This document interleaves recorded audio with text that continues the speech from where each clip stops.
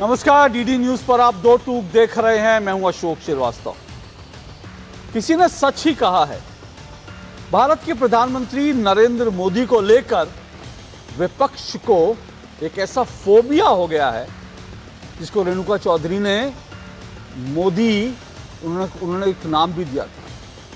चश्मा पहन कर आई थी, याद है आपको? उन्होंने कहा तो मोदिया बिंद हो गया।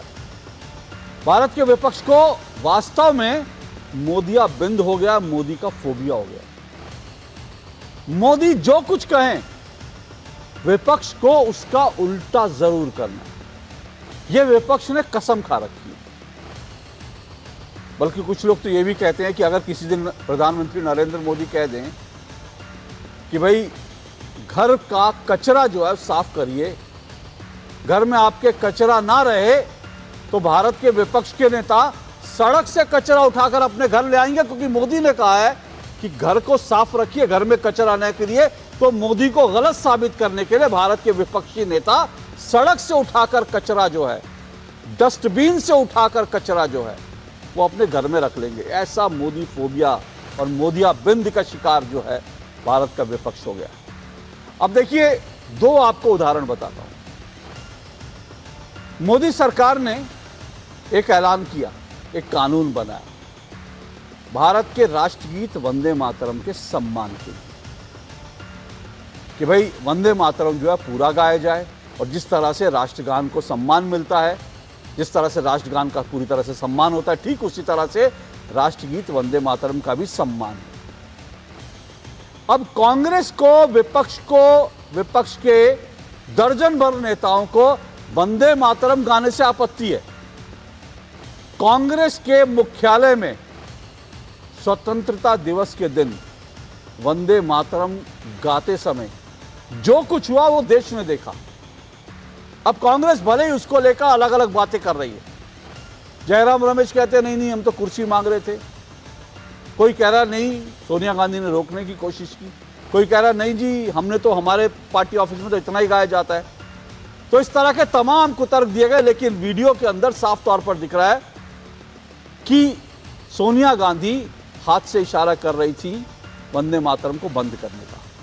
तो इस पर जो है राजनीति गर्मा गई। अमित शाह ने कहा कि सोनिया गांधी को माफी मांगनी चाहिए।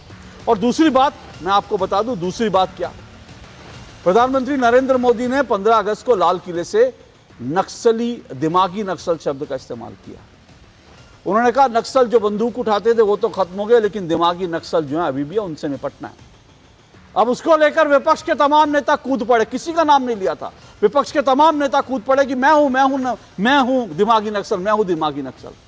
पर जो कह रहे हैं दिमागी नक्सल, वो वास्तव में दिमागी नक्सल है। आज दो टूक में हम ये साबित करेंगे।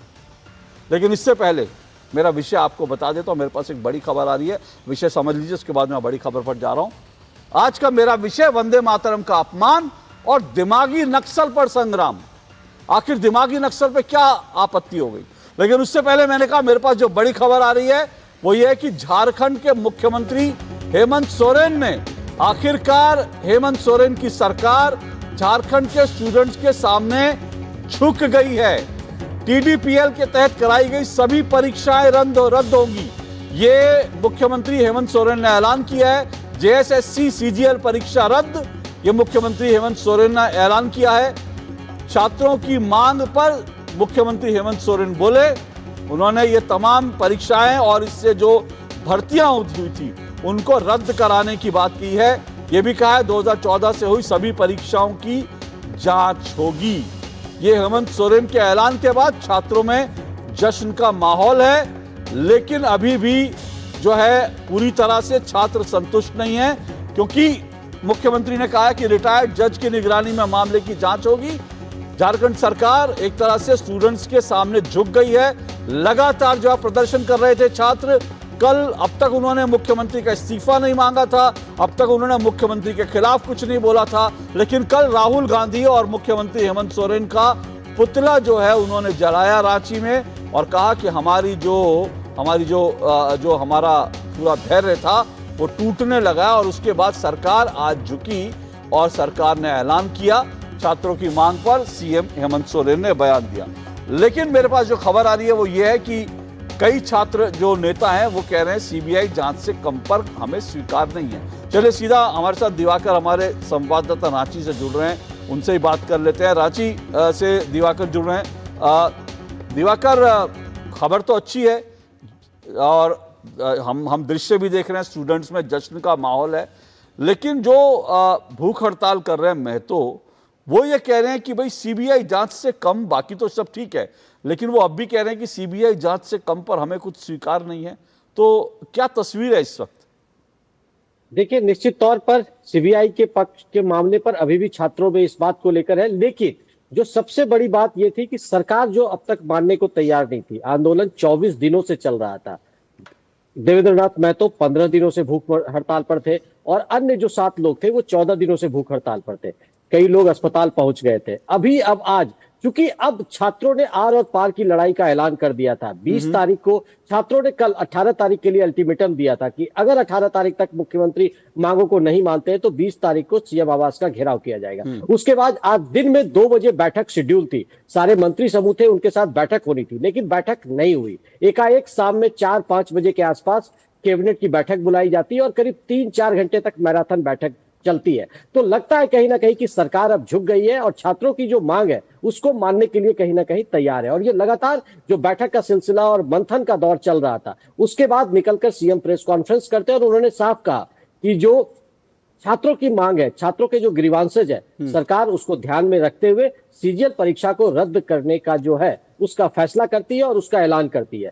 साथ ही साथ मुख्यमंत्री हेमंत सोरेन ने यह भी ऐलान किया कि टीडीपीएल कंपनी, जिसके बारे में लगातार सवाल उठ रहे थे कि किस तरीके से एक ब्लैकलिस्टेड कंपनी को झारखंड में ठेका दिया गया था और इसमें नौकरियां बेची गई थी, तो वो जो आरोप था उस पर भी मुख्यमंत्री ने एक तरीके से स्वीकृति ले ली कि भाई हाँ ठीक है, इस टीडीपीएल कंपनी ने गड़बड़ी की है और इनके द्वारा जितनी भी परीक्षाएं ली गई है तमाम परीक्षाओं को रद्द किया जाएगा। साथ ही साथ 2014 से जो भी परीक्षाएं पिछले 12 वर्षों में झारखंड में हुए, उन तमाम परीक्षाओं की अब जो है वो जांच कराई जाएगी और जांच के लिए उन्होंने जो एक कह सकते हैं जज की एक कमेटी बनाई है और जज कमेटी के निगरानी में ये पूरी जांच होगी। साथ ही साथ जो लगातार छात्रों की एक मांग थी कि जो झारखंड में शिक्षा व्यवस्था है, प्रतियोगी परीक्षाओं में जो कथित तौर पर घोटाले होते हैं, उसके लिए रिफॉर्म की बात होनी चाहिए, एक समय सीमा होनी चाहिए, टाइमलाइन बननी चाहिए। उसके लिए भी एक वरीय जो आईएएस है अमिताभ कौशल, उनकी अध्यक्षता में एक कमेटी बनाई गई जो परीक्षाओं में रिफॉर्म की बात को आगे लेकर जाएगा। छात्र इतने ऐलान होने के बाद निश्चित तौर पर खुशी का आलम है छात्रों में, क्योंकि छात्र पिछले 24 दिनों से आमरण हड़ताल पर थे, अनिश्चितकालीन हड़ताल पर वो चले गए थे।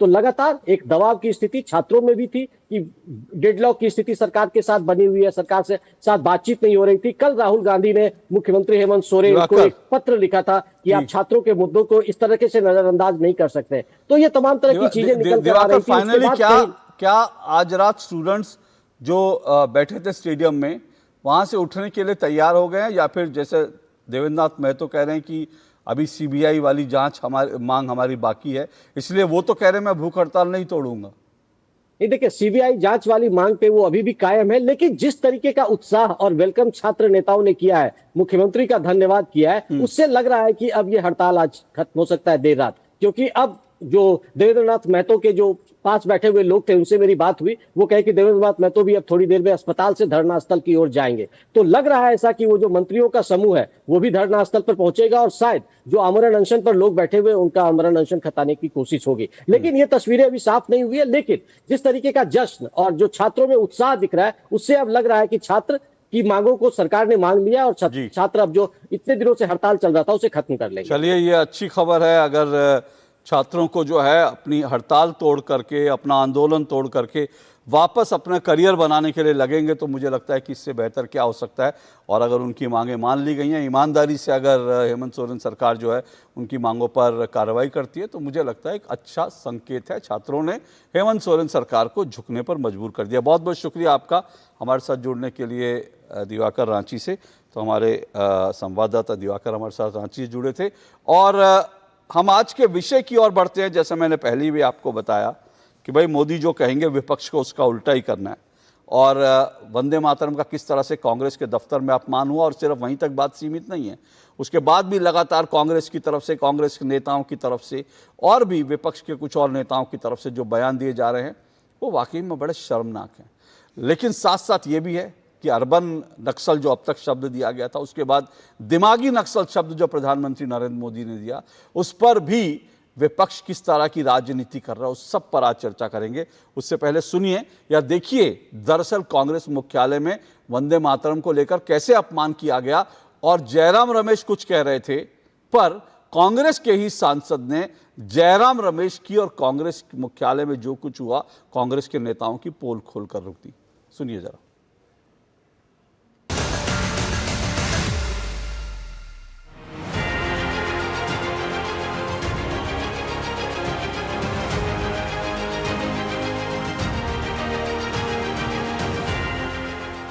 सोनिया जी,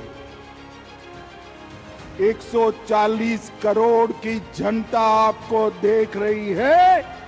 आपके द्वारा किया गया ये पाप इस देश की जनता कभी माफ नहीं करेगी, कभी माफ नहीं करेगी। कोई स्वप्न में भी कैसे सोच सकता है कि वंदे मातरम उसका गान अधूरा छोड़ दिया जाए?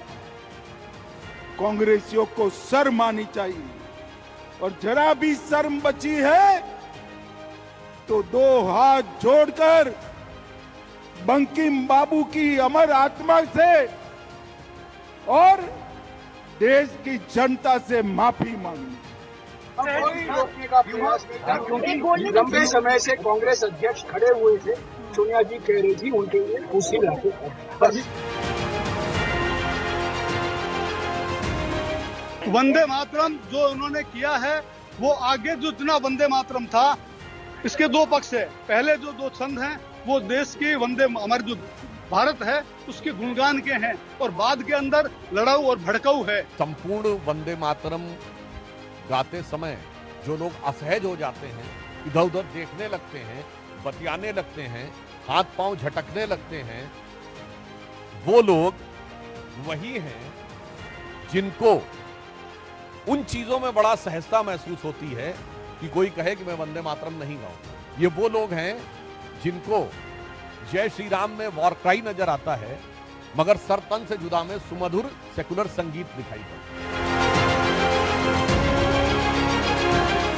अरे भाई, तुम्हें अब वंदे मातरम का प्रेम हो रहा, करो ना, हमें क्या फर्क पड़ रहा है? हमें जितना करना है हमें उतना ही करना है, हम करेंगे। भाई मैं तो कहीं तक भी नहीं गाता था और कहीं तक भी नहीं गाऊंगा। आ गई समझ में आपको? बस खड़ा हो जाऊंगा, भाई नहीं गाऊंगा, बिल्कुल भी नहीं। मेरा संवैधानिक अधिकार है, मैं अपने धर्म का पालन करूंगा, आप मजबूर नहीं कर सकते। वंदे मातरम जब कानून बन गया और सबको पार्लियामेंट में मालूम है कि इसको गाना पड़ेगा, कहीं पर कोई विरोध नहीं हुआ। विरोध कहीं हुआ तो कांग्रेस के जरिए हुआ, सोनिया जी के जरिए हुआ, खड़गे जी के जरिए हुआ। और अब वो कह रहे हैं कि नहीं कुर्सी मंगा रही थी। अरे बीच में कुर्सी भी नहीं मंगाना है, सम्मान से खड़े होना है।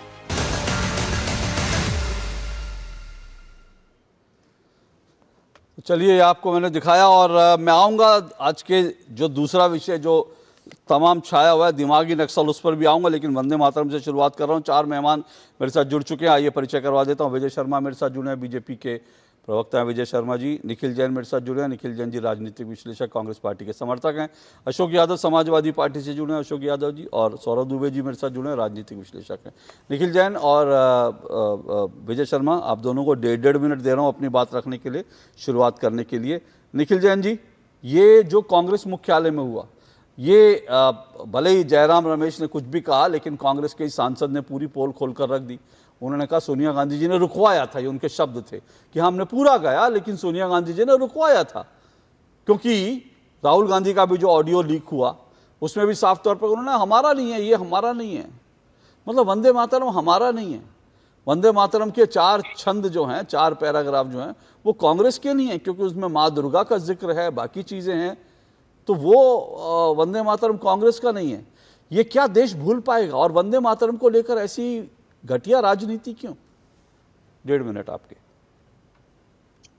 अशोक जी, ये क्योंकि हम वंदे मातरम की जब भी हम बात करेंगे तो केवल 15 अगस्त 2026 से बात नहीं हो पाएगी, बात थोड़ी इतिहास में, तारीख में जाना पड़ेगा। 1875 में बंकिम चंद्र चटर्जी ने 6 छंद के साथ वंदे मातरम की एक बहुत ही ब्यूटीफुल कविता लिखी।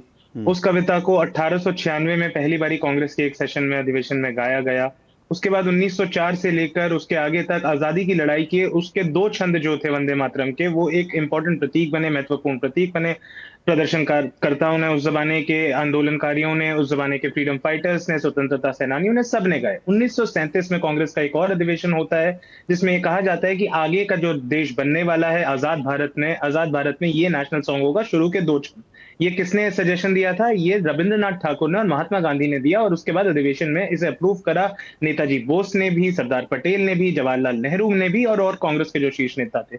1947 से 50 के बीच में संविधान सभा ने, कॉन्स्टिट्यूएंट असेंबली ने इसे अपनाया।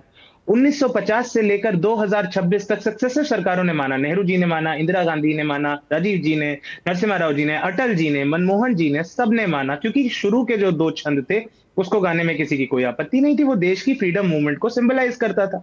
अब आज मोदी जी ने कहा कि नहीं नहीं, सबको 6 छंद गाने चाहिए। उन्होंने लोकसभा में माफ कीजिएगा, संसद में बिना किसी से पूछे अपनी सिंपल मेजोरिटी को उपयोग करके उन्होंने चेंज कर दिया। उन्होंने कहा 6 के 6 छंद नेशनल सॉन्ग है। अब जब उन्होंने चेंज कर दिया तो नेशनल सॉन्ग तो सबको पूरा गाना पड़ेगा, लेकिन आजादी का प्रतीक तो केवल 2 छंद है। अब इसमें कांग्रेस पार्टी क्या करे क्या ना करे, पर एक छोटा सा सवाल आपके दर्शकों के लिए, अगर कल को मोदी सरकार संसद में कानून पास कर दे कि अब से देश का राष्ट्रगान होगा ओम मोदी नमो नमः, तो क्या कांग्रेस पार्टी के दफ्तर पे ओम मोदी नमो नमः बजेगा? क्या स्कूलों में ओम मोदी नमो नमः बजेगा? लगता नहीं निखिल जैन जी, आप अच्छी डिबेट करते हैं, लेकिन आपने अंत में जो तर्क दिया, तर्क भी नहीं था, कुतर्क दिया था। मुझे लगता नहीं कि उस कुतर्क पर किसी को भी कुछ जवाब देना भी बनता है। मुझे लगता है, मैं दर्शकों से भी कहूँगा कि जो है इस तरह के कुतर्क को, अगर मेरे पास, मैं एडिट प्रोग्राम कर रहा होता तो ऐसे कुतर्क को निकाल देता, क्योंकि मुझे लगता है मेरे दर्शकों का टाइम वेस्ट हो रहा है। और कोई बात नहीं, आप अपने कुतर्क देने के लिए स्वतंत्र है, जगह जगह जाइए, जगह जगह तो कुतर्क दीजिए, लेकिन बहुत ही बेहुदा कुतर्क आपने दिया, तो उस पर तो मैं चर्चा ही नहीं करूँगा। बाकी जो विजय शर्मा जी, बस सेकंड का, बस एक विजय शर्मा जी इस सवाल का जवाब दे दें तो, रुकिए, 10 सेकंड का जवाब भी दे देंगे इस सवाल का। किसका? कि 1947 से लेकर 2002 तक आरएसएस ने भारत का झंडा क्यों नहीं लहराया था? बस इतना सा सवाल। वो विजय शर्मा जी ज्ञानी है, बताएंगे।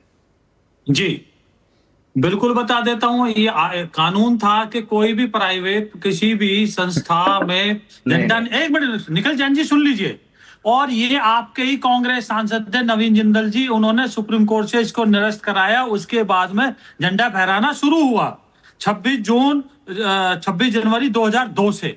तो इसमें क्या गलत है? ये तो सबको पता है। ये भी आपने गलत कर रखा था। यहाँ भी आप दूसरा, मेरे को 1.5 मिनट मिले हैं तो 1.5 मिनट मुझे अपनी बात रखने दीजिए। आप विषय पर आ जाइए, क्योंकि इस मुद्दे पर मैं बहुत बार डिबेट कर चुका हूं। जो निखिल जैन सवाल पूछ रहे थे आपने जवाब दे दिया। अब मुद्दे पर आ जाइए, क्योंकि अब निखिल जैन सोनिया गांधी जी को बचाने की भरसक प्रयास करेंगे, क्योंकि उन्होंने वंदे मातरम को बीच में रोकने की कोशिश की, तो वो इधर उधर भागेंगे, कुतर्क देंगे। लेकिन मेरा आपसे भी निवेदन है, मेरे दर्शकों का समय बड़ा कीमती है। अगर कांग्रेस के लोग बेशर्मी से, या सोनिया गांधी जी बेशर्मी से वंदे मातरम को बंद करवा रही थी, तो उस पर जब तक कोई ठोस कारण नहीं हो तब तक वो ऐसी किसी चीज का जवाब मत दीजिएगा। जो ठोस कारण उसी पर जवाब दीजिएगा। बोलिए जी।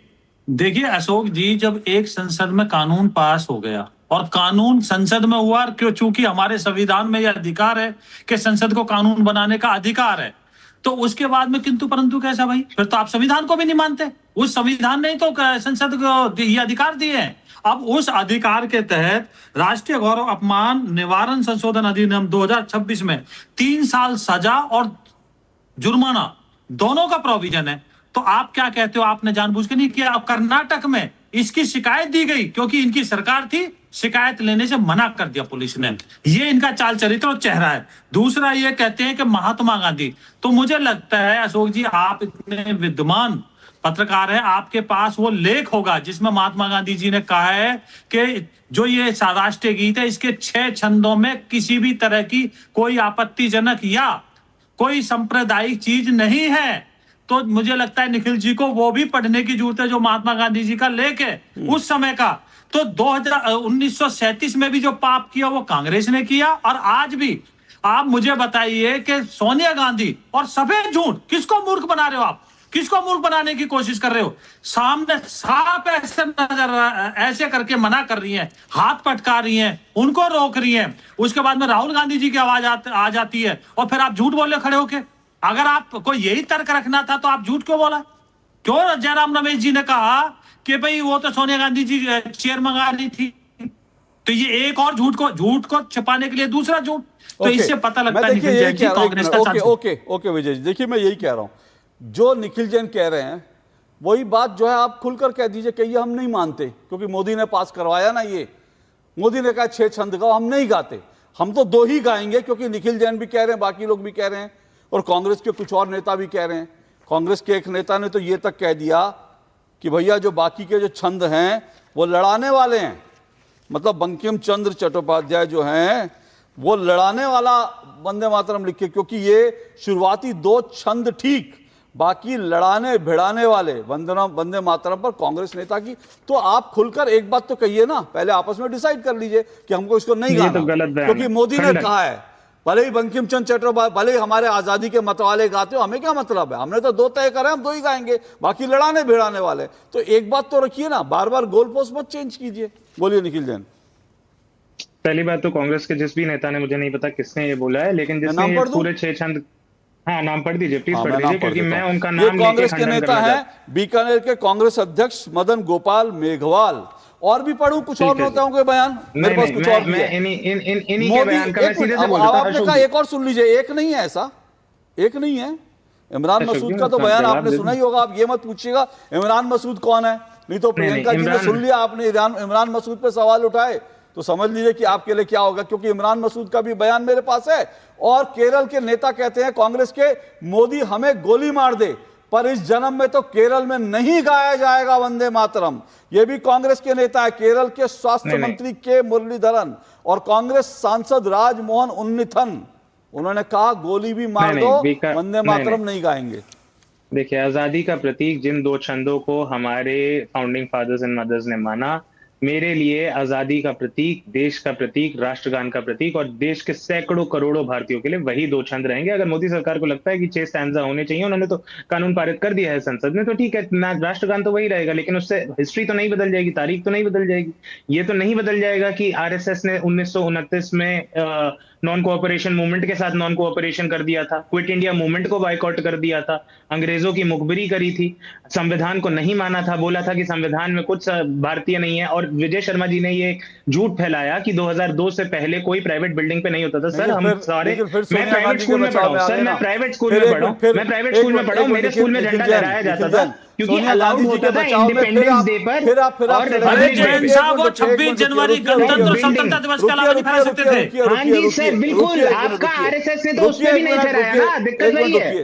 आप बिल्डिंग पे झंडा नहीं लगा सकते थे, लेकिन आप इंडिपेंडेंस डे पे और रिपब्लिक डे पे झंडा फहरा सकते थे। जी ने 6 साल, 11 साल लड़ाई लड़ी थी इसमें। विजय जी, निखिल जी, किस कांग्रेसी नेता को स्वतंत्रता संग्राम में, अब आप उस पर जाएंगे ना, मैं अभी आपको बताता हूं, किस कांग्रेसी नेता को स्वतंत्रता संग्राम में फांसी दी गई, बताइए नाम। 11 साल नेहरू जी को 11 साल नाम बताइए। अरे नेहरू जी, बंद कीजिए सबकी आवाज। नेहरू जी ने वो जहां चिड़ी चिक्का खेलने के लिए उनको मिला था, जहां पर वो जो नेहरू जी को जहां पर एक पूरा का पूरा बड़े से फार्म हाउस में रखा गया, जहां मच्छरदानी से, मच्छरों से बचाने के लिए पूरी नेट लगी थी और चिड़ी चिक्का खेलने के लिए मिला था, वो उस जेल की बात कर रहे हैं। मैं पूछ रहा हूं कि किस कांग्रेस के नेता को काला पानी की सजा मिली और किस कांग्रेस के नेता को फांसी पर लटकाया गया। आप अगर आजादी का आप आजादी का श्रेय लेने की कोशिश करेंगे निखिल जैन, अभी एक्सपोज कर दूंगा 2 मिनट में। वंदे मातरम पे भागिए मत वंदे मातरम पर कि आजादी हमने दिलाई, ये दिलाई, अभी 2 मिनट में एक्सपोज कर दूंगा। बोलिए किसको, चलिए बोलिए, 1 मिनट निखिल जैन की आवाज दीजिए, इधर उधर जाए तो फिर मैं अशोक यादव के पास चला जाऊंगा, आवाज बंद कर दीजिएगा। मुझे सिर्फ 2 नाम बताइए, 2 कांग्रेस के नेता जिन्हें काला पानी की सजा मिली, 2 कांग्रेस के नेता जिन्हें आजादी की लड़ाई लड़ते फांसी पे चढ़ाया गया, बताइए जरा। वो चिड़ी चिक्के वाला वो मत बताइएगा, बताइए। अशोक जी, गूगल सर्च कर लीजिए, मिलेगा नहीं। नहीं कर लिया लैपटॉप कर लिया। पूरा देखिए खोल मैं के तो बैठ मानता हूँ, जाइए, मिलेगा नहीं। अरे मैं बैठा हूँ सर, मैं बैठा हूँ, मैं भाई लैपटॉप बैठिए, खोल के बैठा हूँ। बताइए। मैं तो मान लेता हूँ मेरा इतिहास इतना अच्छा नहीं है। कुशल कुंवर जी को फांसी की सजा दी गई थी कौन अंग्रेजों थे ने ये? सुबह 4:30 बजे 15 जून 1943 में क्विट कौन इंडिया थे? मूवमेंट में पार्टिसिपेट करने के लिए। कांग्रेस के, असम कांग्रेस के नेता थे और अच्छा गांधीयन थे। ठीक है, दूसरा ठीक है, नाम अब बताइए। मैंने एक नाम बता दिया, एक दूसरा नाम नाम आपको बता बताइए। दिया। नहीं नहीं नहीं नहीं, अब नहीं, आप दूसरा नाम बताइए, अब दो आप नाम बोले। पहला अच्छा नाम सुनिए, बताएंगे RSS अच्छा सुनिए, का। एक मिनट एक मिनट अब एक आप मिनट, पहला अब भागिए RSS का मत, बताएंगे, भागिए फिर मत, मैं एक दूसरा मिनट कांग्रेस निखिल का जैन, बताऊंगा। निखिल जैन एक आप मिनट, RSS किसको का मिली? पहला बताइए, एक फिर मिनट मैं एक कांग्रेस मिनट का निखिल दूसरा जैन, बताऊंगा। किसको मिली? नाम बताइए कुशल दोबारा। कुंवर, सन 1905 में जन्म हुआ कुशल कुंवर, अच्छा, KONWAR। अब मैं अपनी निखिल रिसर्च जैन टीम से, जाइए, सर्च अब मैं करवाइए। निखिल जैन से दूसरा सवाल, RSS का एक पहला मिनट भागिए बताइए, मत निखिल RSS का जैन, पहला बताइए। भागिए आप मत, मत भागिए, भागिए भागिए मत, मत, भागिए आप मत, मत भागिए। बताइए RSS का पहला बताइए बताइए। इनकी समाधि कहाँ है, बताइए। RSS का पहले एक बताइए। मिनट बताइए निखिल जैन, इनकी RSS समाधि का कहाँ पहला है? बताइए। इनकी समाधि कहाँ है? RSS का पहला बताइए। इनकी समाधि कहाँ है? RSS का पहला फंस बताइए। गए, जो चलिए छोड़िए, काला पानी बंद की कर सजा दीजिए, हुआ। बंद कर दीजिए, बंद कर दीजिए। क्या अब हुआ, ये अशोक अब ये जी? अब ये अब ये सोनिया गांधी जी के बचाव में निखिल जैन दुनिया भर के चक्कर लगाएंगे। निखिल जैन दुनिया भर के चक्कर लगाइए मुझे। अरे सुनिए, अरे अरे वो सुनिए, पवन खेड़ा जी को साइड में रख दीजिए, पवन खेड़ा जी को साइड में रख दीजिए। पवन खेड़ा जी मेरे डिबेट में आते नहीं है, पवन खेड़ा जी को साइड में रख दीजिए, पवन खेड़ा जी को साइड में रख दीजिए। चलिए देखिए, मैं बताऊं, ये जो निखिल जैन करने की कोशिश कर रहे हैं, बचाने की कोशिश कर रहे हैं, ये कितनी बेहूदगी है। आज ही इनके नेता इमरान मसूद ने कहा है कि मैं तो नहीं गाऊंगा वंदे मातरम। एक ये इन्होंने कहा 2 छंद हम गाते हैं, इमरान मसूद ने कहा एक भी लाइन नहीं गाऊंगा मैं, एक भी लाइन नहीं गाऊंगा। केरल में कह रहे हैं गोली मार दो, नहीं गाऊंगा। ये इनके नेता हैं, ये आजादी की बात करते हैं, ये ठेका लेते हैं आजादी दिलाने का। एक नाम बताया, उसके बाद जो है चुप हो गए। एक नाम कहां से निकाल कर रहा है, बिल्कुल। जब मैंने पूछ लिया, वो जो नाम बता रहे हैं उनकी समाधि कहां, इनको खुद नहीं पता होगा, क्योंकि कांग्रेसियों ने इस देश के लिए अमर बलिदान देने वाले एक स्वतंत्रता सेनानी को, जो उसका श्रेय था, उसको दफन कर दिया। उसका नाम तक नहीं था इतिहास की किताबों में पढ़ाया जाता। नाम पढ़ाए जाएंगे उनको, उनके जिनको जेलों में जो है 5 स्टार सुविधाएं मिली थी, जिन्होंने देश पर उसके बाद जो है सब कुछ वसूल लिया।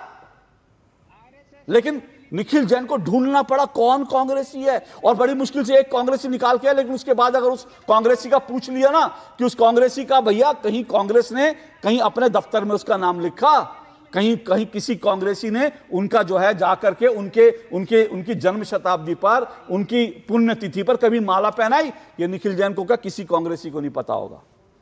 और एक कांग्रेसी ऐसा नहीं है जिसको काला पानी की सजा दी गई, और आज ये बात करते हैं कि हमने आजादी दिलाई। अशोक यादव जी, अशोक यादव जी, वंदे मातरम से इतना ऐतराज क्यों है भाई? वंदे मातरम से ये क्या दिक्कत है भाई आपको? मुझे लगता है आपको तो ऐतराज नहीं होगा वंदे मातरम से, आपको है ऐतराज? अशोक जी, न तो हमें वंदे मातरम से ऐतराज है, न तो हमें राष्ट्रगीत से ऐतराज है, न तो राष्ट्रगान से ऐतराज है। हमें देशभक्ति के से जुड़े हुए किसी भी बात से ऐतराज नहीं है। लेकिन सवाल यह है कि कुछ लोग होते हैं देशभक्ति दिखाने के लिए अपने प्राणों की आहुति देते हैं, कुर्बानी देते हैं। अब कुछ लोग अपनी देशभक्ति दिखाने के लिए गाल बजाते हैं। तो असल देशभक्त गाल बजाने वाला है कि जो अपने प्राणों को न्यौछावर कर दिया देश के ऊपर, वो असल देशभक्त है। इस पर सवाल तो जनता पूछेगी। और जब देशभक्ति के लिए प्राण न्यौछावर करने का समय था, तब आरएसएस के लोग क्या कर रहे थे? इस सवाल का जवाब तो जनता जानती है ना। तब उनके जो डॉक्टर केशव बलराम हेडगेवार से लेकर के आज जो मोहन भागवत जी हैं, जो आरएसएस के चीफ हुआ करते थे, या जो श्यामा प्रसाद मुखर्जी जैसे लोग थे, वो लोग क्या कर रहे थे जब प्राणों की आहुति देने का वक्त था? तो उस समय वो हिंदू मुस्लिम कर रहे थे, गेम कर रहे थे। उसमें प्राणों की आहुति नहीं देने की जरूरत उनको। आज जब देश इस तरह का माहौल में जी रहा है कि हमें आगे बढ़ना है, हमें विवादों से दूर रहना है, हमें जब अमेरिका रूस की तरह हमें विकसित होना है, तो एक विवाद खोजना है उनको देशभक्ति के नाम पर। अशोक यादव जी, वंदे मातरम गाने से दीवार खड़ी होती है? कौन सी मानसिकता आप दिखा रहे हैं? कौन सी दीवार खड़ी होती है? एक मिनट मेरी बात कर, मेरा सवाल लीजिए। वंदे मातरम अगर आज कह दिया जाए कि गाइए, तो उससे दीवार खड़ी हो जाती है? शफीकुर रहमान बर्क से पूछ कर आए हैं, सुनिए, अपने सांसद शफीकुर रहमान बर्क से पूछ कर आए हैं या फिर वो जो दूसरे थे, दूसरे वाले सांसद आपके, उनसे पूछ कर आए हैं कि वंदे मातरम से जो है नफरत की दीवार खड़ी होती है?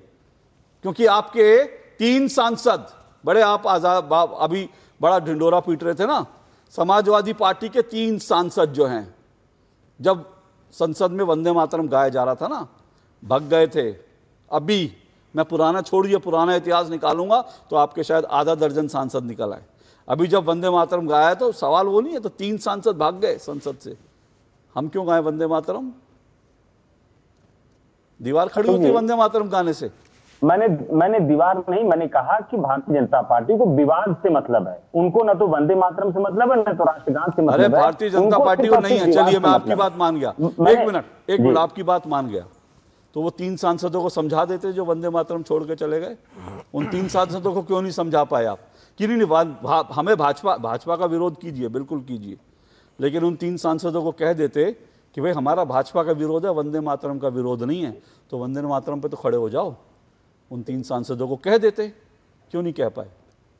नहीं, बिल्कुल। देखिए अशोक जी, हमारे सभी सांसद, हमारे सभी विधायक, हमारे सभी नेता राष्ट्रगीत, राष्ट्रगान दोनों का सम्मान करते हैं। सर, अभी मैंने आपको 3 सांसद बताए, आपके नहीं थे, आपको पता ही नहीं, आपको जानकारी ही नहीं है कि आपके 3 सांसद। और पहले का इतिहास अगर मैंने पढ़ना शुरू किया तो लंबा चौड़ा है, मैं तो पहले के इतिहास में जा ही नहीं रहा। ठीक है, जियाउर रहमान बर्क, शफीकुर रहमान बर्क, ठीक है। और ये भी मैं बता दूं, इस देश में, निखिल जैन भी सुन लें, जब देश में संसद में सिर्फ 2 पैराग्राफ पढ़े जाते थे, सिर्फ 2 पैराग्राफ पढ़े जाते थे, तब भी उस समय की वीडियो हैं, वंदे मातरम पढ़े जा रहे थे 2 पैराग्राफ, तब भी सांसद उठ के निकल गए थे कि हम नहीं गाएंगे, आरएसएस के नेताओं हम नहीं गाएंगे। बंद कीजिए, आवाज बंद कीजिए, आवाज बंद कीजिए। इनको आरएसएस करना है तो इनको आरएसएस करने दीजिए, क्योंकि मुझे आरएसएस पे डिबेट नहीं करनी है।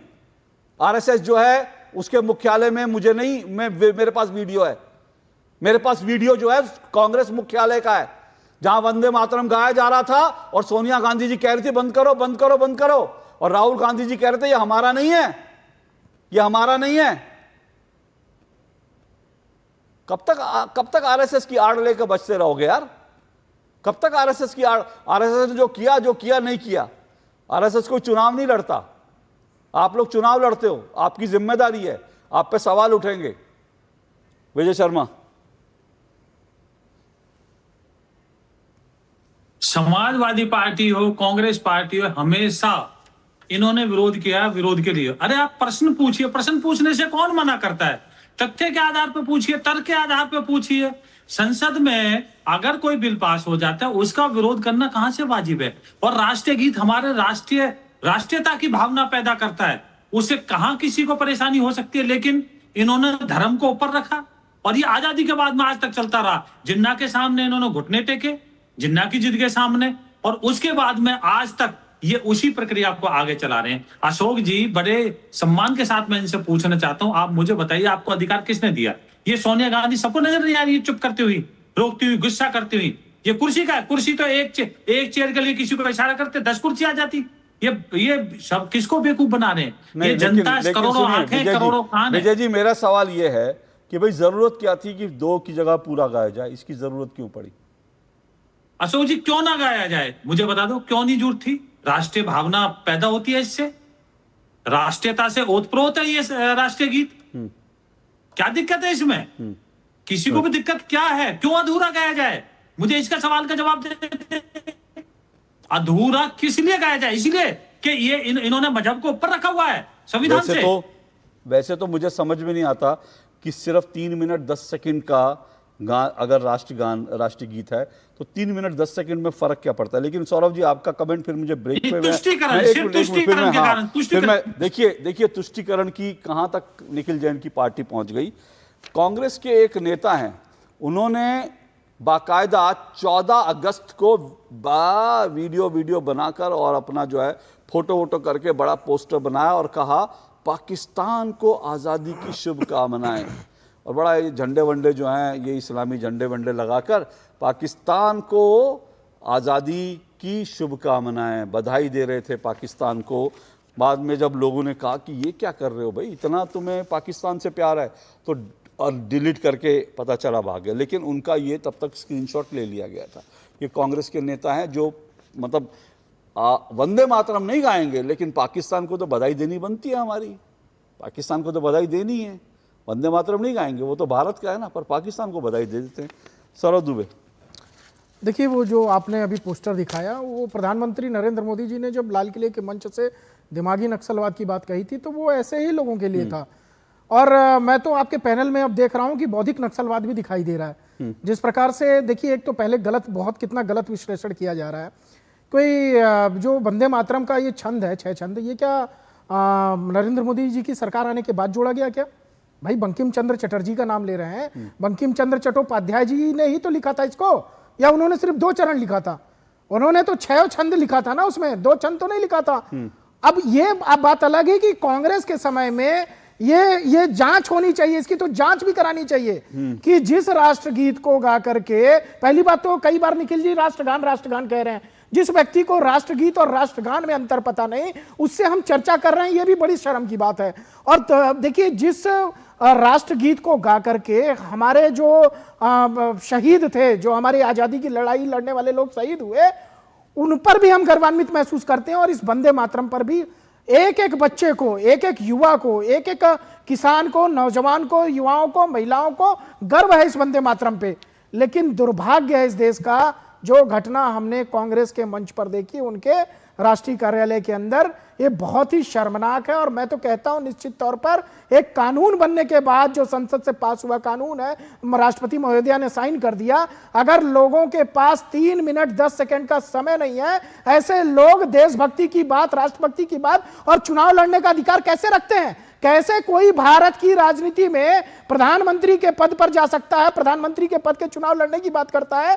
जो लोगों के अंदर देशभक्ति की भावना 3 मिनट 10 सेकंड के लिए नहीं आ सकती, उनसे आप क्या विश्वास करेंगे कि उनकी सरकार आकर के इस देश के अंदर देशवासियों की रक्षा करेगी और देश के लिए कल्याणकारी काम करेगी? दूसरी बात देखिए, इन्होंने एक नाम लिया स्वतंत्रता सेनानी का, इन्होंने सरेआम झूठ बोला।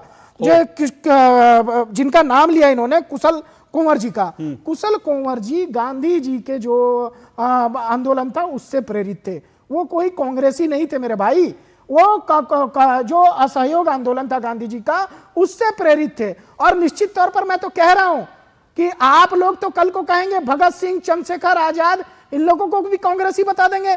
अरे भाई, आप अगर वजूद में थे, आप पहली बात तो झूठ बोलते हैं कि लगातार आप ऑथेंटिक नहीं है, लेकिन मोहन भागवत जी जो राष्ट्रीय स्वयंसेवक संघ के संघ चालक है, वो ऑथेंटिक व्यक्ति है। उन्होंने स्पष्ट जवाब दे दिया, आप जाकर के चेक कर लीजिएगा महाराज। उन्होंने कहा कि 15 अगस्त और 26 जनवरी को तिरंगा फहराया जाता था नागपुर के कार्यालय में। हालांकि उस समय की व्यवस्था थी कि सिर्फ सरकारी भवनों पर तिरंगे को फहराया जाता था, प्राइवेट जगहों पर नहीं फहराया जाता। बावजूद उसके ऐसा कोई वर्ष नहीं था स्वतंत्रता दिवस का या गणतंत्र दिवस का जिसके अंदर ध्वजारोहण न किया गया हो, तिरंगा न फहराया गया। इस झूठ का जवाब मोहन भागवत जी दे चुके हैं। दूसरी बात मैं कह रहा हूं कि यहां पर देखिए, जो घटनाएं घट रही हैं, अब तो विजय शर्मा जी बैठे हैं, भारतीय जनता पार्टी के हैं, ये तो बड़ी मेहनत करते हैं, लेकिन मेहनत की जरूरत भी नहीं पड़ेगी साहब। जिस कांग्रेस को आपने वेंटिलेटर पे, निखिल जैन साहब वेंटिलेटर पे पड़ी है, उसको आप वेंटिलेटर से निकाल करके जमीन में गाड़ना चाहते हैं। जिस कांग्रेस का इतिहास देश के अंदर कभी रहा है कि वो देश की पार्टी हुआ करती थी, मुल्क की पार्टी हुआ करती थी, आज मोहल्ले की बन गई है। मोहल्ले से खत्म करके आप उसको जमीन के अंदर खत्म करना चाहते हैं। देखिए, जो एक आज बयान आया है, इनके सांसद हैं इमरान मसूद साहब, वो क्या कहते हैं कि हम तो गाते नहीं थे, नहीं गाएंगे। तुम्हारी इतनी हिम्मत, तुम्हारी इतनी जुर्रत हो कैसे जाती है भाई? तुम्हारी इतनी हैसियत क्या है? तुम इस देश के अंदर, तुमसे देश नहीं है, देश से तुम हो। देश बड़ा है, वो राष्ट्रगीत बड़ा है, राष्ट्रगान बड़ा है। आप जाकर के जो कोल्हू में बैल पेरते हैं ना तेल, आप जाकर के जाइए, काला पानी की सजा जब दी गई थी, उन्होंने साफ तौर पर कहा कि ये मेरा धर्म अलाउ नहीं करता। मतलब कांग्रेस का, मतलब ये लोग आजादी की बात करते हैं और एक कांग्रेसी सांसद कहते हैं मेरा धर्म अलाउ नहीं करता वंदे मातरम गाने के लिए। मतलब ये कौन सा अशोक जी, किस धर्म में लिखा है कि वंदे मातरम नहीं गा सकते? जिनका धर्म राष्ट्रगीत गाने में बनेगा अड़चने, वे हमारा देश छोड़ जाएं और कहीं और चले।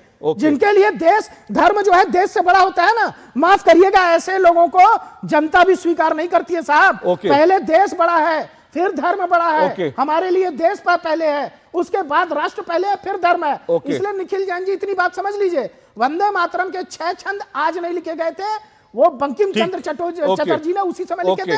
6 छंद गाने चाहिए थे, 6 छंद गाने में देशभक्ति आपकी नहीं खत्म हो रही है। 6 छंद गाने से देश की जनता आपको प्यार ही करेगी। ओके, मुझे छोटा सा ब्रेक लेना। ब्रेक पे जाने से पहले मैंने पहले भी अपने दो टूक में जिक्र किया था 11 अगस्त को, ठीक है ना, 11 अगस्त को खुदीराम बोस सबसे कम उम्र के वो क्रांतिकारी थे जिन्हें फांसी दी गई। इस 11 अगस्त को उनका बलिदान दिवस था 1908 में, जब खुदीराम बोस को 19 साल की उम्र में फांसी दी गई। तब उनके एक हाथ में जो है गीता थी और वो गा रहे थे वंदे मातरम, ठीक है। जब उनको फांसी पर लटकाया गया, वंदे मातरम गा के एक हाथ में गीता लेके फांसी पे चढ़ गए। और 11 तारीख को, शायद अगर मैं गलत नहीं हूँ तो अशोक यादव जी मेरे प्रोग्राम में जुटे हुए थे, लेकिन अशोक यादव हों या कांग्रेस के नेताओं, किसी को नहीं पता था कि 11 अगस्त को खुदीराम बोस की जयंती है। किसी को नहीं पता था। जो लोग देश के लिए शहीद हो गए उनके तो नाम तक याद नहीं है। लेकिन बात करेंगे आज़ादी हमने दिलाई। ये ढकोसला बंद करिए भाई साहब। एक छोटे से ब्रेक के बाद आ रहा हूं।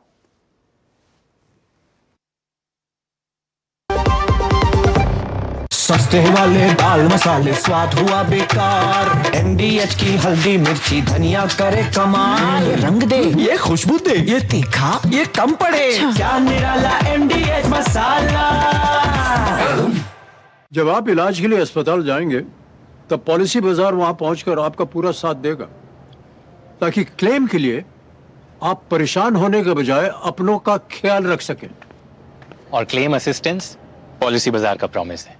पॉलिसी बाजार पे 1 करोड़ का हेल्थ इंश्योरेंस सिर्फ 550 रुपए हर महीने से शुरू होता है। पढ़ता है, खेलता है, झूलता उछलता है, दौड़ता कभी कभी दौड़ कराता है, आगे आगे बढ़ता है इंडिया, अमूल दूध पीता है इंडिया। जब धरती चीर कर निकलता है लोहे का पत्थर और मिलता है मोंगिया के जोश से, फिर तपता है, पिघलता है और बनता है फौलाद। अब होता है सरिया सारी खूबियों के साथ। मोंगिया स्टील, मजबूत देश का मजबूत सरिया। भारत की सबसे बड़ी gold loan NBFC Muthoot finance से गोल्ड लोन लीजिए और फिर देखिए सोना क्या नहीं कर सकता। कॉल कीजिए 1-800-313-1212। चलिए, दो टूक आप देख रहे हैं। दो टूक में आज हम जो चर्चा कर रहे हैं वो ये कि वंदे मातरम का अपमान, जिस तरह से 15 अगस्त को वंदे मातरम का अपमान हुआ, और दिमागी नक्सल पर संग्राम। अभी दिमागी नक्सल का जिक्र आ गया, जिस तरह के तर्क यहाँ दिए जा रहे थे, लेकिन उनसे इतर मैं सचमुच दिमागी नक्सल पर आ जाता हूँ।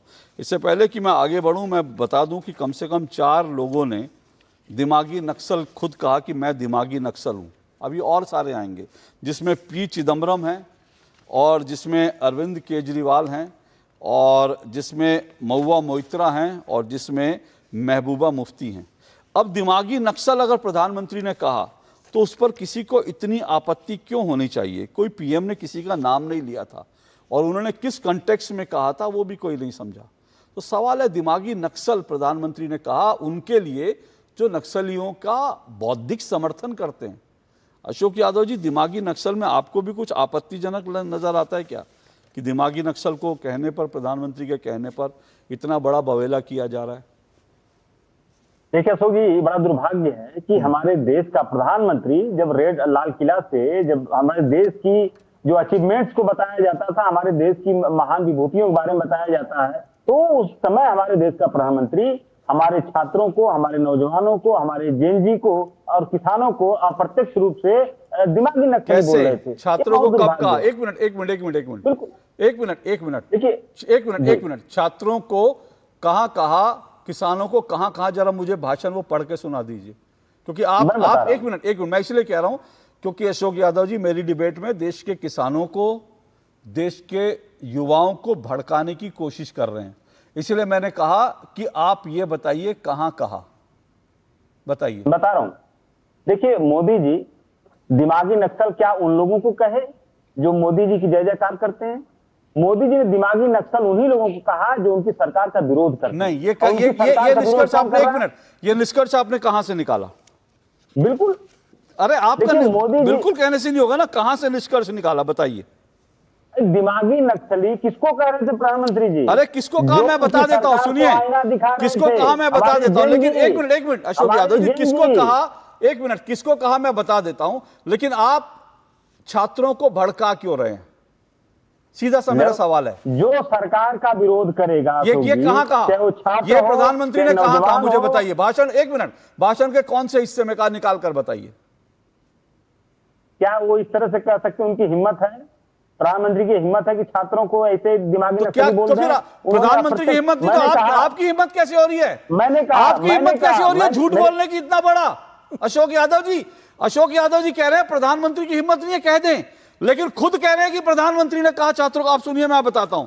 और मेरा जरा एक मिनट, देश के युवा, एक मिनट, मैं देश के युवाओं से और देश की जनजी से कहना चाहता हूं, आप लोग तो बहुत जो है गूगल रिसर्च करते हैं, आप लोग तो तुरंत जो है जाते हैं एआई का इस्तेमाल करते हैं ना, तो जरा एआई का इस्तेमाल कीजिएगा। मैं एआई में ग्रोक से निकाल कर लाया हूं। ये ग्रोक जो है ट्विटर पर है। अभी अशोक यादव जी जो कह रहे थे, और अभी I am sure Nikhil Jain भी यही कहेंगे, लोगों को भड़काने की कोशिश करेंगे, लेकिन जेनजी जो है ना, वो मुझे लगता है निखिल जैन जी आपसे और अशोक यादव जी आपसे समझदार है। मैंने ग्रोक से पूछा कि भाई ये दिमागी नक्सली क्या है। ग्रोक ने जवाब क्या दिया? ग्रोक ने लिखा, दिमागी नक्सल मौके के पीएम ने कहा, वो कहता है हिंसा अराजकता के रास्ते पर खोज रहे समाज को। एक मिनट, हाँ, उन्होंने कहा ये शब्द ग्रोक का है। ग्रोक ने कहा दिमागी नक्सल, ये शब्द माओवादी सोच रखने वाले उन लोगों के लिए है जो हथियार नहीं उठाते बल्कि विचारों से प्रभावित करते हैं। पहले इन्हें अर्बन नक्सल भी कहा जाता था। जो विचारों से नक्सलियों की सोच क्या, आपको मुझे बताने की जरूरत नहीं है। भारत के 3,500 सुरक्षा कर्मियों की हत्या की नक्सलियों ने, भारत के 5,000 से ज्यादा निर्दोष नागरिकों की हत्याएं की, और वो नक्सली थे। और उनको बौद्धिक समर्थन देने वाले, ये ग्रोक ने बताया कि उनको बौद्धिक समर्थन जो बल विचारों से इस तरह के काम करने वाले, अब ये कहां से आप अशोक यादव लेकर आए?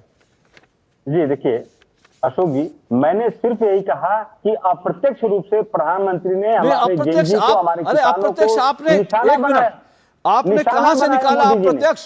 मैं तो सुनिए, मैं कहूं अखिलेश यादव जी ने अप्रत्यक्ष देश के जेएनजी को आतंकवादी का, तो क्या अप्रत्यक्ष मैं आपके भाषण का निहितार्थ कहां से निकालूं? मैं कहूं आप लोगों ने, मैं आपसे कहता हूं, मुलायम सिंह यादव जी ने इस देश के जेएनजी को बलात्कारी कहा था, ये मैं अप्रत्यक्ष कहा था। मतलब क्या इस बात का? यही मैं कह रहा हूं, आप लोग देश को बरगलाते हैं, देश को भड़काते हैं। मेरी बात हो जाए, और ये भी ये भी दिमागी नक्सल से कम नहीं है। मेरी डिबेट में अभी जो निखिल जैन ने किया और आप जो कर रहे हैं, ये भी दिमागी नक्सल का ही एक सबूत है। बौद्धिक नक्सल का।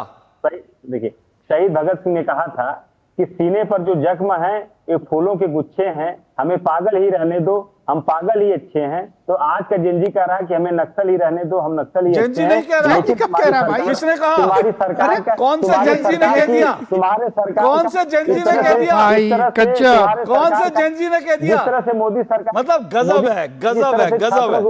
मतलब इस देश में, अब मैं आपको ये भी बता देता हूँ, सुनिए, हो गया, मैं इसके पहले आगे बढ़ूं, एक मिनट रुकिए, हो गया, मैं आपको बता देता हूँ दिमागी नक्सल कौन है। देश के युवाओं को नक्सली बोल रहे हैं, जेएनजी को नक्सली बोल रहे हैं। मतलब ये देखिए, ये समाजवादी पार्टी का चेहरा, इन्होंने जेएनजी के लिए नक्सल शब्द का प्रयोग किया। इनको शर्म आनी चाहिए कि ये यहाँ पर आकर के आंदोलन कर रहे थे और उसके बाद कह रहे हैं कि जेएनजी इसीलिए झारखंड नहीं जा पाया। सुनिए, झारखंड इसीलिए नहीं जा पाया। एक मिनट सुनिए, शर्म आनी चाहिए। एक मिनट, ओके, जो झारखंड नहीं गए वो भी जो है दिमागी नक्सली हैं। अब जरा मैं बताता हूं, जिन 4 लोगों ने कहा वो वास्तव में दिमागी नक्सली थे, मैं ये साबित कर देता हूं, क्योंकि दिमागी नक्सली कैसे होते हैं। ये देखिए, अरविंद केजरीवाल ने कहा दिमागी नक्सली। अरविंद केजरीवाल ने क्या किया था 2016 में, जब भारत की सेना ने पाकिस्तान पर सर्जिकल स्ट्राइक की थी, तो अरविंद केजरीवाल ने कहा भारत की सेना सबूत दे कि भाई सर्जिकल स्ट्राइक की थी, क्योंकि पाकिस्तान तो नहीं मान रहा और पाकिस्तान जो कह रहा है वो तो सही बात है। और अरविंद केजरीवाल का ये बयान पूरे दुनिया की मीडिया में छपा कि दिल्ली का मुख्यमंत्री कह रहा है कि भारत की सेना के पास सर्जिकल स्ट्राइक का कोई सबूत नहीं है। ये कौन है? ये दिमागी नक्सल है। दूसरा दिमागी नक्सल वो कौन है? वो पी चिदम्बरम, गृह मंत्री, पूर्व गृह मंत्री। पी चिदम्बरम ने जब भारत ने ऑपरेशन सिंदूर किया तो पी चिदम्बरम ने एक इंटरव्यू में क्या कहा? उन्होंने कहा कि भाई पहलगाम आतंकी हमले को लेकर सबसे बड़ा सवाल यह है कि क्या वाकई ये आतंकवादी पाकिस्तान से आए थे? इसका क्या सबूत है? उन्होंने कहा ये तो घरेलू आतंकवादी भी हो सकते हैं। जेनजी को आतंकवादी बता दिया था, जेनजी को, ठीक है। मतलब घरेलू का, भारत का घरेलू जो घरेलू आतंकवादी, भारत का जो युवा है, क्या वो आतंकवादी है? ये पी चिदम्बरम ने कहा था। तो जो आतंकवाद के मुद्दे पर पाकिस्तान को क्लीन चिट दे दे और भारत के लोगों को ही आतंकवादी ठहरा दे, वैसे ये वही व्यक्ति हैं जिन्होंने हिंदुओं को भी आतंकवादी बताया था, हिंदू आतंकवाद। तो ये एक्चुअल में ये कौन है? ये दिमागी नक्सली हैं। और इसके बाद आइए महुआ मोइत्रा, ठीक है। महुआ मोइत्रा जो है पैसे लेकर संसद में सवाल पूछती थी। तो जो पैसे लेकर संसद में सवाल पूछे वो दिमागी नक्सल तो हो ही सकता है। और महबूबा मुफ्ती भी वाकई में वो जो दिमागी नक्सली हैं, क्योंकि उन्होंने कहा था कि 370 हटेगी ना तो कश्मीर के अंदर कोई तिरंगा नहीं उठाएगा, कंधा नहीं मिलेगा तिरंगा उठाने वाला। आज वहाँ पर जो है तिरंगा यात्राएं निकल रही हैं। तो ये वाकई जो हैं, ये लोग कौन है? ये लोग दिमागी नक्सली हैं। बोलिए निखिल जैन, दिमागी नक्सली तो ये हैं, इस बात में कोई दो राय नहीं। सबसे पहले तो आपके प्रोग्राम पे झूठ बोला मेरे मित्र अभय जी ने, सौरभ जी ने, माफ कीजिएगा, मैं आपको लिंक भेज चुका हूं ऑलरेडी। अशोक जी, कुशल कुंवर जी कांग्रेस के डिस्ट्रिक्ट कांग्रेस कमेटी प्रेसिडेंट थे और वो इकलौते नहीं है जिनको फांसी की सजा मिली थी आजादी के आंदोलन में भाग लेने के लिए। कई कांग्रेसियों को मिली थी और कई गांधी जी के समर्थकों को, और कांग्रेस के समर्थकों, और वो कांग्रेस में बाद में जुड़े थे और कांग्रेस छोड़ दिया था उन्होंने। नहीं मैं बता रहा हूँ, कांग्रेस की तरफ से ऑफर दिया गया था उनको, आपने बनाया था पूरे देश बड़ी गलत इतिहास मत बनाइए। मैं जानता हूँ उनके बारे में 1941 में नहीं जानते हैं। सुनिए दोनों लोग रुकिए, दोनों लोग रुकिए। मेरा निवेदन है, जब आप विषय से इधर उधर जाएंगे ना तो यही होगा कि आप भी गूगल कर रहे हैं, वो भी गूगल कर रहे हैं, ठीक है। आप मुझे लिंक भेज रहे हैं, वो भी मुझे लिंक भेज रहे हैं। लेकिन मैं कह रहा हूं कि भारत के लिए जिसने भी बलिदान दिया उन सबको मैं नमन करता हूं। मैं उनके नाम पर राजनीति करने का पक्षधर नहीं हूं। लेकिन छूटते ही जो है, मैंने एक क्रांतिकारी पूछा, छूटते ही निखिल जी ने किनका नाम बताया? जिनको जेल में चिड़ी चिक्का खेलने की परमिशन मिली थी, जिनको जेल में जो है वो नेट मिला था मच्छरदानी वाली। तो मैं उस पर मत जाइए। मैंने तब कहा, मैं सब कह रहा हूं कि जिन स्वतंत्रता सेनानियों ने किया देश के लिए उनको नमन है। इस पर राजनीति ना करें, विषय पर आए। अर्बन नक्सल जो है दिमागी नक्सल। बोलिए निखिल जैन, दिमागी नक्सल पे आइए।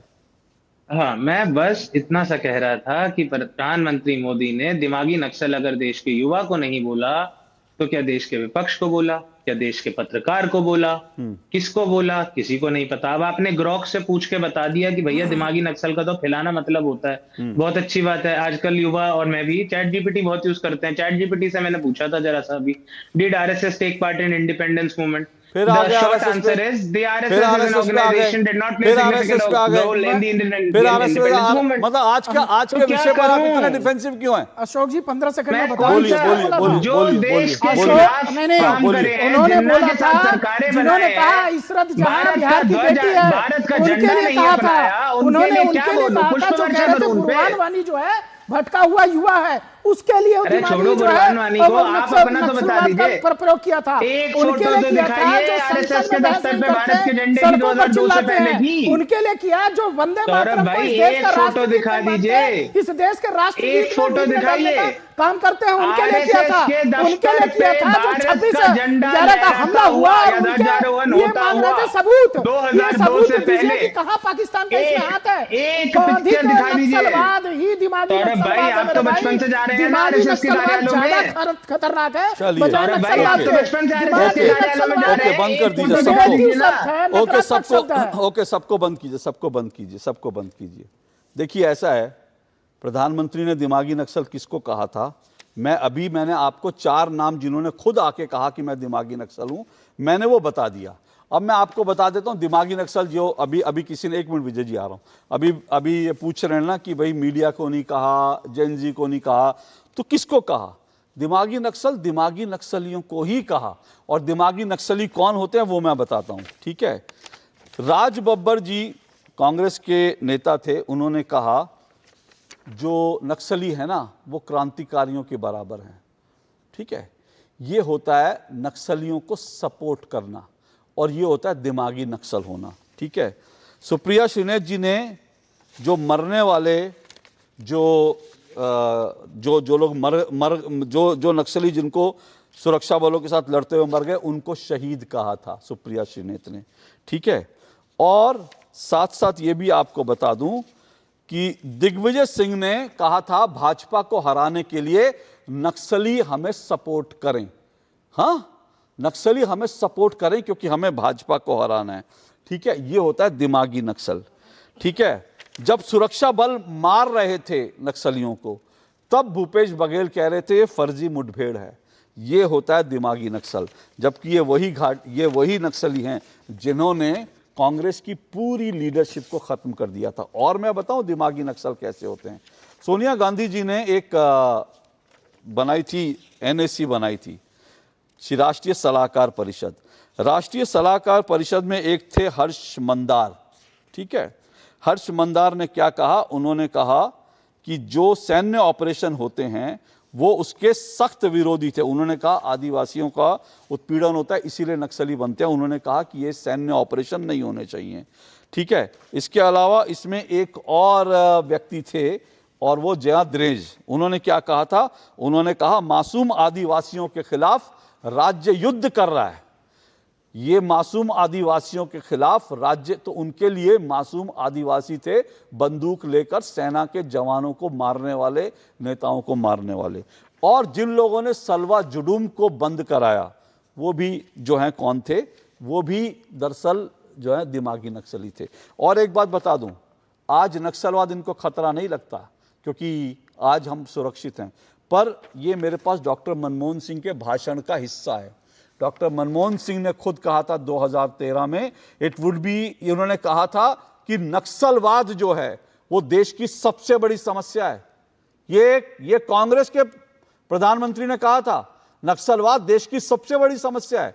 उसके बावजूद आप नक्सलियों के ऊपर लड़ने को तैयार नहीं थे, आप नक्सलियों के ऊपर जो है ना इधर उधर करते थे। ये होता है दिमागी नक्सल, नक्सलियों को सपोर्ट करते थे। विजय शर्मा जी जल्दी से, संक्षेप में, बहुत 30 सेकंड जी। जिस तरह से इन्होंने कहा ना श्रेय लेने की कोशिश की, जवाहरलाल नेहरू तो वहां किताबें भी लिखते थे। अरे उनको वो जेल थी, वो अखबार में मिलता था। सर, उस पे अरे विषय में जेल मत बोल के जाइए। जो सावरकर जी को, हो गया सर, सावरकर उस जी विषय को में 2 जाने का बार कोई काला पानी हुआ। दूसरा मैं बता देता हूँ, इन्होंने कहा हर घर से हिडिंबा निकलेगा, कितने हिडिंबा मारोगे? हर घर से अफजल निकलेगा, कितने अफजल मारोगे? जिन्होंने पूर्वोत्तर को काटने की बात करी उनके आप केस लड़ते हो। ये होता है दिमागी तौर पे। अरविंद केजरीवाल क्या कहते थे? मैं 26 जनवरी नहीं मनाने दूंगा। दिल्ली में आपने भी देखा होगा जिस तरह से बैठ गए थे, सुरक्षा एजेंसियों ने खूब उनके हाथ जोड़े, लेकिन जब नहीं माने बलपूर्वक फिर उनको हटाना पड़ा। वो होते हैं। इनको बताइए। दूसरा, आप कहते हो आपने तो स्वतंत्रता सेनानियों का अपमान किया। अंबेडकर जी को किसने भारत रत्न दिया? उसको उस विषय में नहीं जाना चाहता मैं। ओके, मैं फिर से कह रहा हूं, स्वतंत्रता सेनानी सारे जो थे उनको नमन। उन्होंने जो किया देश के लिए, हम उनकी चरणों की धूल बराबर भी कुछ नहीं कर सकते। उस विषय में हमको डिबेट नहीं करे तो अच्छा है, लेकिन बार बार लोगों के ऊपर इस तरह की कमेंट करना मुझे अच्छा नहीं लगता। पर एक ही बात मैं कह रहा हूं कि ये वंदे मातरम देश का राष्ट्रगीत है। ये भाजपा ने नहीं बनाया, बिल्कुल सही कहा अभी सौरभ दुबे जी ने। मोदी जी ने नहीं लिखा, बंकिम चंद्र चटर्जी ने लिखा था।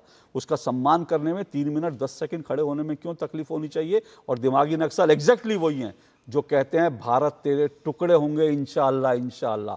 और ये नारे लगाने वालों को जो बचाते हैं वो दिमागी नक्सल होते हैं। जो दिमागी नक्सल वो होते हैं जो कहते हैं कि भारत के नॉर्थ ईस्ट को काट देंगे, और उनको क्रांतिकारी बताने वाले दिमागी नक्सल होते हैं।